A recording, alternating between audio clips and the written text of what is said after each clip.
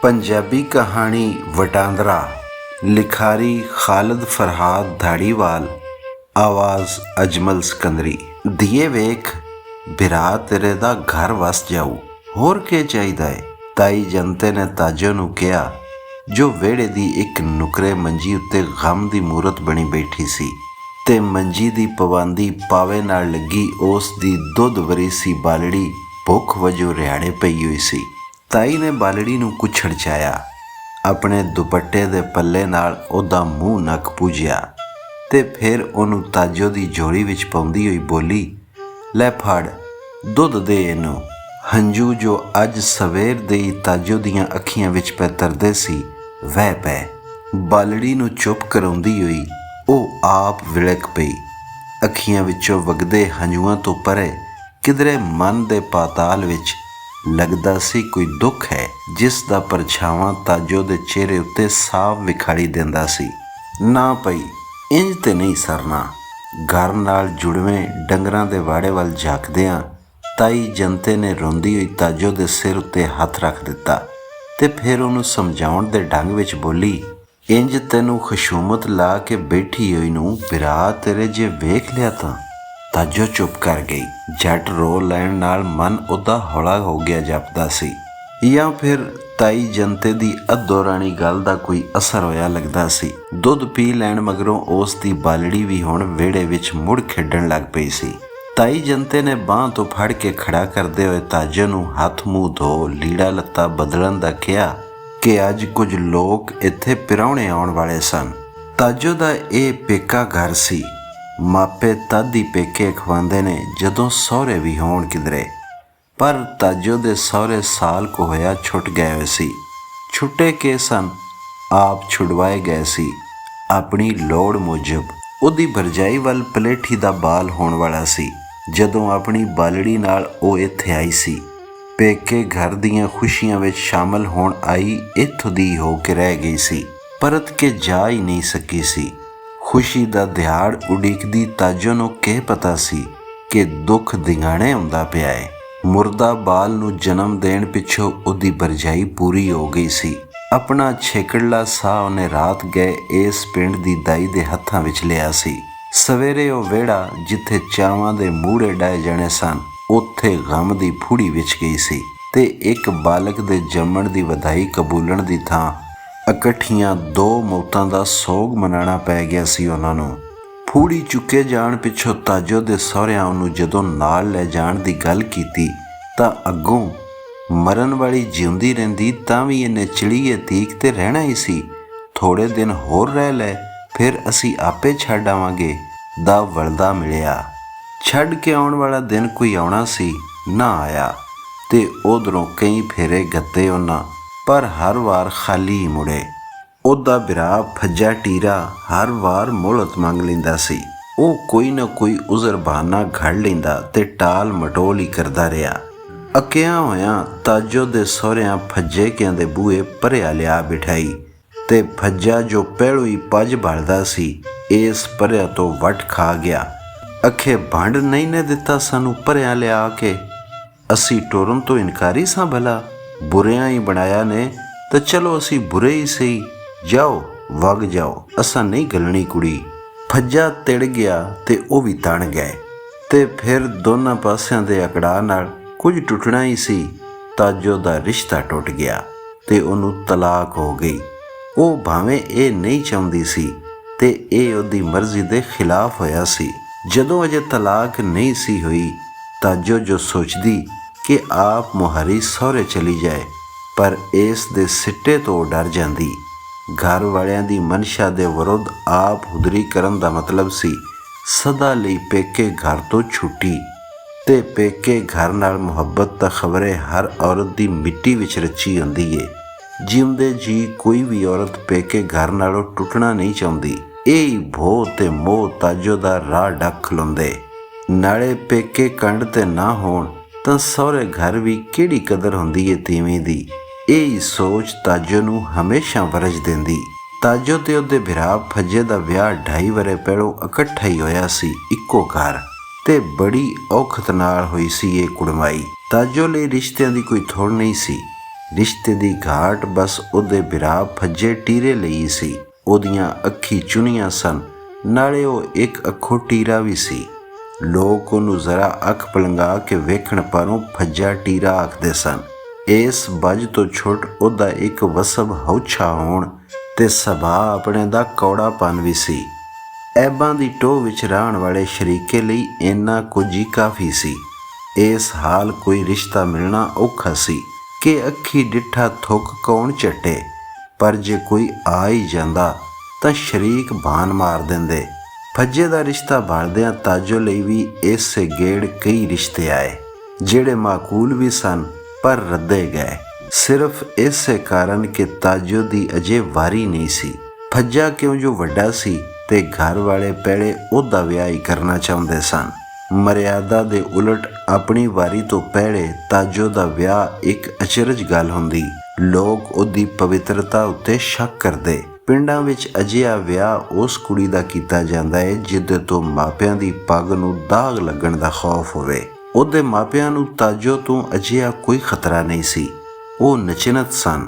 ਉਹਨਾਂ ਦਾ ਮੱਤਾ ਫੱਜੇ ਦੇ ਵਿਆਹ ਦਾ ਸੀ ਤੇ ਉਸੇ ਦਾ ਰਿਸ਼ਤਾ ਉਹ ਭਾਲਦੇ ਫਿਰਦੇ ਸਨ।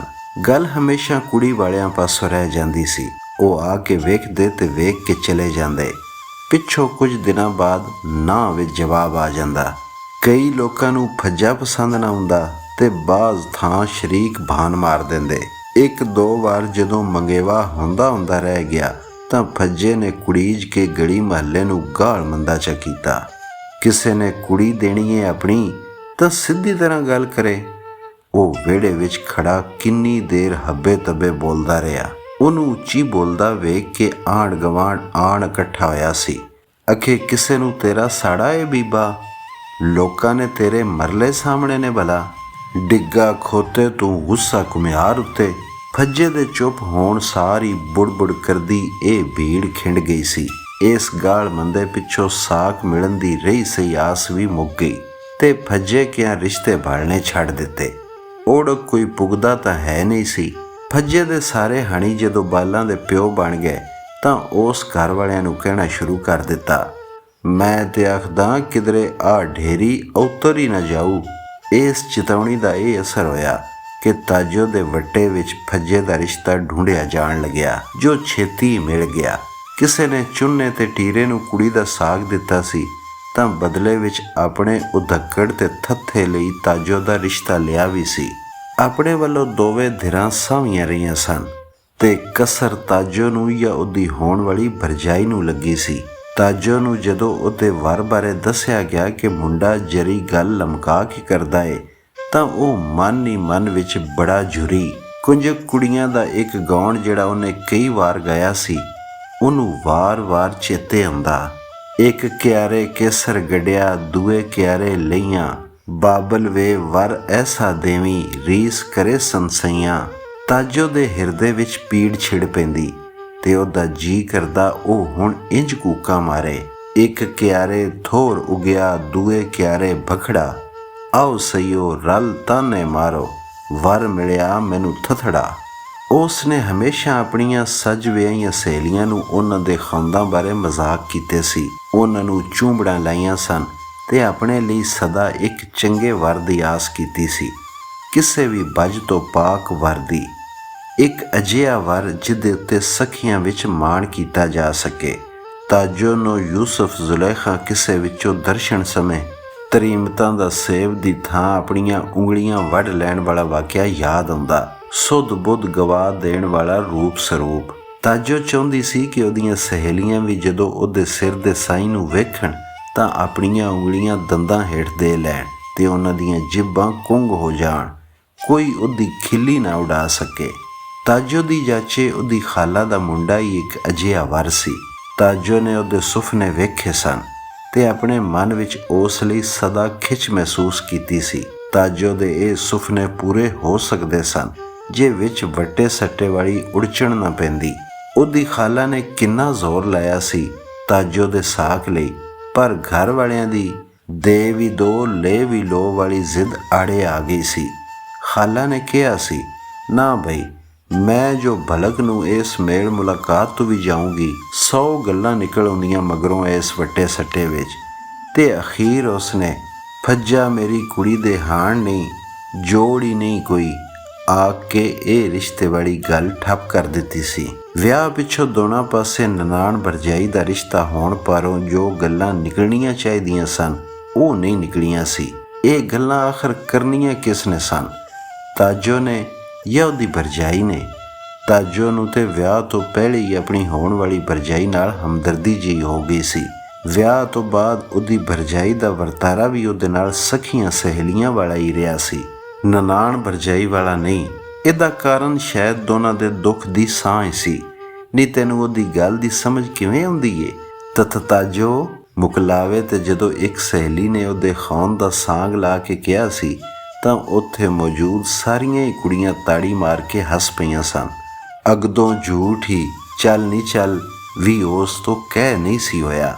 ਤਾਜੋ ਦੇ ਘਰ ਵਾਲਾ ਥੱਥਾ ਵੀ ਸੀ ਤੇ ਉਸ ਨਾਲੋਂ ਉਮਰ ਵਿੱਚ ਢੇਰ ਵੱਡਾ ਵੀ, ਪਰ ਜੋ ਕੁਝ ਵੀ ਸੀ ਤਾਜੋ ਹੁਣ ਆਪਣਾ ਘਰ ਬਣਾ ਕੇ ਬਹਿ ਗਈ ਹੋਈ ਸੀ, ਸਗਵਾਂ ਭਰਜਾਈ ਵਾਂਗੂ। ਫਿਰ ਉਹੀ ਘਰ ਅਜਿਹਾ ਛੁੱਟਿਆ ਕਿ ਮੁੜ ਕੇ ਵੇਖਣ ਵੀ ਨਾ ਹੋਇਆ ਤੇ ਹੁਣ ਉਹ ਪੇਕੇ ਘਰ ਆਪਣੀ ਬਾਲੜੀ ਦੇ ਆਰੇ ਦਿਨ ਵੀ ਕੱਟਦੀ ਸੀ। ਤਾਜੋ ਦੇ ਭਾਣੇ ਉਹਦੇ ਸਹੁਰਿਆਂ ਦਾ ਉਹਦੇ ਨਾਲ ਕੀਤਾ ਹੋਇਆ ਇਹ ਇੱਕ ਭਲਾ ਹੀ ਸੀ ਕਿ ਉਹਨਾਂ ਬਾਲੜੀ ਉਹਨੂੰ ਲਿਖ ਕੇ ਦੇ ਦਿੱਤੀ ਹੋਈ ਸੀ। ਉਹ ਨਹੀਂ ਜਾਣਦੀ ਕਿ ਬਾਲੜੀ ਨੂੰ ਅਗਲਿਆਂ ਕੀ ਕਰਨਾ ਸੀ। ਮੁੰਡਾ ਹੁੰਦਾ ਤਾਂ ਰੱਖ ਵੀ ਲੈਂਦੇ। ਆਪਣੇ ਵੱਲੋਂ ਤੇ ਉਹਨਾਂ ਪੱਲਾ ਪਾਕ ਕਰਵਾਇਆ ਸੀ ਤਾਂ ਜੋ ਅਗਦੋਂ ਸਾਗ ਮਿਲਣ ਵਿੱਚ ਸੌਖ ਰਵੇ, ਨਾਲੇ ਖਰਚੇ ਦੇ ਦਾਅਵੇ ਤੋਂ ਵੀ ਚੁੰਡ ਛੁੱਟੀ। ਤਾਜੋ ਨੂੰ ਤਲਾਕ ਮਿਲਦੇ ਹੀ ਵੱਟੇ ਵਿੱਚ ਦੁਬਾਰਾ ਫੱਜੇ ਲਈ ਨਵੇਂ ਰਿਸ਼ਤੇ ਦੀ ਭਾਲ ਹੋਣ ਲੱਗੀ। ਕੋਈ ਰਿਸ਼ਤਾ ਮਿਲਣਾ ਹੁਣ ਬਹੁਤ ਕਠਿਨ ਸੀ। ਫੱਜੇ ਦੇ ਪਿਛਲੇ ਐਬਾਂ ਵਿੱਚ ਢਲਦੀ ਹੋਈ ਉਮਰ ਇੱਕ ਹੋਰ ਬੱਝ ਦਾ ਵਾਧਾ ਸੀ। ਮੁੰਡਿਆਂ ਵਾਲੀ ਤਾਂ ਅਸਲੂ ਫੱਜੇ ਵਿੱਚ ਹੁਣ ਕੋਈ ਗੱਲ ਹੀ ਨਹੀਂ ਸੀ ਰਹਿ ਗਈ ਹੋਈ। ਕੋਈ ਉੜਿਆ ਥੁੜਿਆ ਘਰੇ ਆ ਵੜਦਾ ਤਾਂ ਅੱਗੋਂ ਤਾਜੋ ਦੀ ਬਾਲੜੀ ਵੇਖ ਕੇ ਜਰਕ ਜਾਂਦਾ। ਅਖੇ ਕੀ ਪਤਾ ਅਗਲੇ ਕਿੰਜਦੇ ਸਨ, ਬਾਲੜੀ ਭੜਕ ਨੂੰ ਖਬਰੇ ਕਿਸ ਤਰ੍ਹਾਂ ਦੀ ਨਿਕਲੇ। ਰਿਸ਼ਤਾ ਵੇਖਣ ਆਏ ਖੁਦ ਨੂੰ ਭਵਿੱਖ ਦੇ ਇਸ ਕਲੰਕ ਤੋਂ ਬਚਾ ਕੇ ਟੁਰ ਜਾਂਦੇ। ਤੇ ਅੱਜ ਫਿਰ ਕੁਝ ਲੋਕ ਤਾਜੋ ਤੇ ਉਹਦੇ ਭਰਾ ਫੱਜੇ ਨੂੰ ਵੇਖਣ ਲਈ ਆ ਰਹੇ ਸੀ। ਉਹਨਾਂ ਨਾਲ ਰਿਸ਼ਤੇ ਦੀ ਗੱਲ ਕਈ ਦਿਨਾਂ ਤੋਂ ਚੱਲਦੀ ਪਈ ਸੀ। ਫੱਜੇ ਹੋਰੀ ਜਾਤੀ ਮਾਰ ਆਏ ਸਨ ਤੇ ਆਪਣੇ ਵੱਲੋਂ ਹਾਂ ਦਾ ਇਸ਼ਾਰਾ ਵੀ ਕਰ ਆਏ ਸੀ। ਅਗਲਿਆਂ ਨੂੰ ਐਤਕੀ ਤਾਜੋ ਦੀ ਬਾਲੜੀ ਦਾ ਅਗਦੋਂ ਹੀ ਦੱਸ ਦਿੱਤਾ ਸੀ। ਉਹਨਾਂ ਨੂੰ ਤਾਜੋ ਦੇ ਨਾਲ ਉਹਦੀ ਬਾਲੜੀ ਦੇ ਹੋਣ ਉੱਤੇ ਕੋਈ ਇਤਰਾਜ਼ ਨਹੀਂ ਸੀ। ਫੱਜੇ ਕਿਆਂ ਦੇ ਗਰਜ਼ਮੰਦ ਹੋਣ ਵਾਂਗੂ ਉਹ ਵੀ ਕੋਈ ਲੋੜਵੰਦੀ ਸਨ। ਫੱਜੇ ਦੀ ਹੋਣ ਵਾਲੀ ਤੀਵੀਂ ਨੂੰ ਤਲਾਕ ਮਿਲੀ ਹੋਈ ਸੀ ਤੇ ਫੱਜੇ ਦੇ ਹਾਣ ਉਹ ਵੀ ਉਧੱਕੜੀ ਸੀ। ਤਾਜੋ ਦਾ ਜੋੜ ਇਸ ਵਾਰ ਥੱਥਾ ਤੇ ਭਾਵੇਂ ਨਹੀਂ ਸੀ, ਪਰ ਉਹਦੇ ਤੋਂ ਦੂਣੀ ਉਮਰ ਦਾ ਜ਼ਰੂਰ ਸੀ। ਉਹਦੀ ਘਰਵਾਲੀ ਨੂੰ ਮੋਇਆ ਅਜੇ ਥੋੜਾ ਹੀ ਚਿਰ ਹੋਇਆ ਸੀ। ਅੱਜ ਕੁਝ ਲੋਕ ਇੱਥੇ ਪੁਰਾਣੇ ਆਉਣ ਵਾਲੇ ਸਨ। ਇੱਕ ਵਾਰ ਫਿਰ ਇਹ ਸਭ ਤਾਜੋ ਦੀ ਮਰਜ਼ੀ ਦੇ ਖਿਲਾਫ ਹੋ ਰਿਹਾ ਸੀ। ਤਾਜੋ ਵਿਹੜੇ ਦੀ ਇੱਕ ਨੁਕਰੇ ਗਮ ਦੀ ਮੂਰਤ ਬਣੀ ਬੈਠੀ ਸੀ। ਉਹ ਇਤਜਾਜ ਨਹੀਂ ਕਰ ਸਕਦੀ ਸੀ। ਹੱਥ ਛੁੱਟ ਫੱਜੇ ਤੋਂ ਹੱਡੀਆਂ ਨਹੀਂ ਸੀ ਤੁੜਵਾ ਸਕਦੀ। ਉਹ ਇਤਜਾਜ ਤੇ ਉਹਨੇ ਕਦੀ ਬਾਲਪੁਣੇ ਵਿੱਚ ਕੀਤਾ ਹੋਵੇ ਤਾਂ ਸ਼ਾਇਦ, ਜਿਹਨੂੰ ਉਹਦੀ ਜ਼ਿੱਦ ਆ ਕੇ ਟਾਲ ਦਿੱਤਾ ਜਾਂਦਾ ਸੀ। ਚਾਰ ਜੀਆਂ ਦੀ ਕਬੀਲਦਾਰੀ ਵਿੱਚ ਜਦੋਂ ਸਭ ਕੁਝ ਹੁੰਦੇ ਹੋਏ ਵੀ ਉਹਨੂੰ ਕਦੀ ਰਜਵਾਂ ਟੁੱਕ ਨਹੀਂ ਜੁੜਿਆ ਸੀ। ਚੰਗਾ ਲੀੜਾ ਲੱਤਾ ਕਦੇ ਨਹੀਂ ਮਿਲਿਆ ਸੀ। ਕਿਸੇ ਮੇਲੇ ਠੇੜੇ ਤੇ ਕਦੀ ਨਹੀਂ ਲੈ ਜਾਇਆ ਗਿਆ ਸੀ। ਨਾ ਹੀ ਕਦੀ ਵਾਂਢੇ ਰਾਣ ਦਿੱਤਾ ਗਿਆ ਸੀ, ਸਿਰਫ ਇਸ ਲਈ ਕਿ ਉਹ ਇੱਕ ਕੁੜੀ ਏ। ਇਹਦੇ ਉਲਟ ਇਹ ਸਭ ਕੁਝ ਫੱਜੇ ਨੂੰ ਹਾਸਲ ਸੀ। ਉਹਨੂੰ ਇਹ ਲਾਹੇਵੰਦੀ ਮੁੰਡਾ ਹੋਣ ਵਜੋਂ ਸੀ। ਬਾਲਪੁਣੇ ਵਿੱਚ ਉਹ ਫੱਜੇ ਨਾਲ ਸਾਂਵਿਆ ਹੋਣ ਦੀ ਜ਼ਿੱਦ ਕਰਦੀ ਤੇ ਫੱਜਾ ਉਸ ਨੂੰ ਤੈਨੂੰ ਨਹੀਂ ਪਤਾ ਤੂੰ ਕੁੜੀ ਏ ਆਖਦਿਆਂ ਪਟਕ ਕਰਦੀ ਚਪੇੜ ਕੱਢ ਮਾਰਦਾ ਤੇ ਉਹ ਕਦੀ ਵਾਰ ਬਚਾ ਕੇ ਨਹੀਂ ਓ ਵੱਜੀ ਤੇਰੀ ਕਾਣੀ ਅੱਖ ਭੱਜੀ ਕਹਿੰਦੀ ਤਾਂ ਫੱਜਾ ਟੀਰਾ ਇਸ ਕਾਣੀ ਅੱਖ ਵਾਲੀ ਚੁੰਬੜ ਤੋਂ ਚਿੜ ਕੇ ਹੋਰ ਮਾਰਦਾ। ਬਾਲਪੁਣੇ ਤੋਂ ਹੀ ਤਾਜੋ ਦੀਆਂ ਨਿੱਕੀਆਂ ਨਿੱਕੀਆਂ ਸਦਰਾਂ ਨੂੰ ਤੂੰ ਕੁੜੀ ਏ ਆਖ ਕੇ ਜਦੋਂ ਰਦਿਆ ਜਾਂਦਾ ਰਿਹਾ ਏ ਤਾਂ ਫਿਰ ਹੁਣ ਆਪਣੇ ਨਾਲ ਹੋਣ ਵਾਲੇ ਦਰੋਹ ਨੂੰ ਜ਼ਿੰਦਗੀ ਭਰ ਲਈ ਸਹਿ ਜਾਣ ਦੀ ਆਦਤ ਜਿਹੀ ਹੋ ਗਈ ਹੈ ਉਸਨੂੰ। ਔਰਤ ਜ਼ਾਤ ਤੋਂ ਵੱਧ ਕੇ ਕੌਣ ਸੰਤੋਖੀ ਹੋਣਾ ਹੈ, ਇਹ ਵਜ੍ਹਾ ਹੈ। ਤਾਜੋ ਇਤਜਾਜ ਨਹੀਂ ਸੀ ਕਰ ਸਕਦੀ ਪਰ ਜ਼ੋਰ ਸਕਦੀ ਸੀ। ਉਹ ਵੀ ਮਨ ਹੀ ਮਨ ਅੰਦਰ ਤੇ ਰੋ ਸਕਦੀ ਸੀ ਪਰ ਬੁੱਲ ਚਿੱਥ ਕੇ। ਤਾਈ ਜੰਤੇ ਨੇ ਤਾਜੋ ਨੂੰ ਉਠਾਲ ਦਿੱਤਾ ਤਾਂ ਉਹ ਨਿੱਕੇ ਨਿੱਕੇ ਡੱਗ ਭਰਦੀ ਮੂੰਹ ਹੱਥ ਧੋਣ ਲਈ ਖੁਰੇ ਵਿੱਚ ਆ ਖੜੀ ਹੋਈ। ਉਹਨੇ ਬਾਲੜੀ ਨੂੰ ਵੇਖਿਆ ਉਹ ਹੁਣ ਆਪਣੇ ਧਿਆਨ ਵਿਹੜੇ ਵਿੱਚ ਖੇਡ ਰਹੀ ਸੀ। ਘਰ ਵਿੱਚ ਇੱਕ ਸੋਗ ਬਿੰਨੀ ਡੋਰ ਭਰੀ ਚੁੱਪ ਸੀ, ਇੰਨੀ ਚੁੱਪ ਕਿ ਘਰ ਨਾਲ ਜੁੜਵੇਂ ਡੰਗਰਾਂ ਦੇ ਵਾੜੇ ਵਿੱਚ ਹੋਣ ਵਾਲੀ ਗੱਲਬਾਤ ਖੁਰੇ ਵਿੱਚ ਸਾਫ਼ ਸੁਣੀਂਦੀ ਸੀ। ਉੱਧਰ ਨਵੀਂ ਲਿਆਂਦੀ ਮੱਝ ਕੋਲ ਖੜੋਤਾ ਕੋਈ ਬੰਦਾ ਭੱਜੇ ਨਾਲ ਗੱਲਾਂ ਵਿੱਚ ਰੁੱਝਿਆ ਸੀ। ਲਵੇਰੀ ਤਾਂ ਚੰਗੀ ਏ, ਭਈ ਕਿੰਨੇ ਦੀ ਲਿਆਂਦੀ ਓ? ਬਸ ਢੋ ਲੱਗ ਗਿਆ ਸਮਝ। ਫਿਰ ਵੀ ਕੁਝ ਪਤਾ ਤੇ ਲੱਗੇ। ਮੀਣੇ ਸਿੰਘਾਂ ਵਾਲੀ ਉਹ ਬੂਰੀ ਨਹੀਂ ਸੀ ਆਪਣੀ? ਆਹੋ, ਉਹਦੇ ਤੋਂ ਵਟਾਂਦਰਾ ਲਾਇਆ ਏ। ਤਾਜੋ ਦਾ ਮਨ ਪੀੜ ਨਾਲ ਭਰ ਗਿਆ ਤੇ ਅੱਖੀਆਂ ਵਿੱਚ ਤਰਦੇ ਹੰਝੂਆਂ ਤੋਂ ਪਰੇ ਮਨ ਦੇ ਪਾਤਾਲ ਵਿਚਲੇ ਦੁੱਖ ਦਾ ਪਰਛਾਵਾਂ ਚਿਹਰੇ ਉੱਤੇ ਹੋਰ ਗੂੜਾ ਹੋ ਗਿਆ। ਇਸ ਪਲ ਔਰਤ ਨੂੰ ਬੜੀ ਹੀਣੀ ਜਾਪੀ। ਉਹਨੂੰ ਲੱਗਾ ਜਿਵੇਂ ਉਹ ਕੋਈ ਮੱਝ ਗਾਂ ਹੋਵੇ ਜਿਹਦਾ ਕਿਸੇ ਵੀ ਦੂਜੀ ਮੱਝ ਗਾਂ ਨਾਲ ਵਟਾਂਦਰਾ ਹੋ ਸਕਦਾ ਹੈ ਇਸ ਨਿਰਪ੍ਰਧਾਨ ਸਮਾਜ ਦੀ ਚਾਲੂ ਮੰਡੀ ਵਿੱਚ।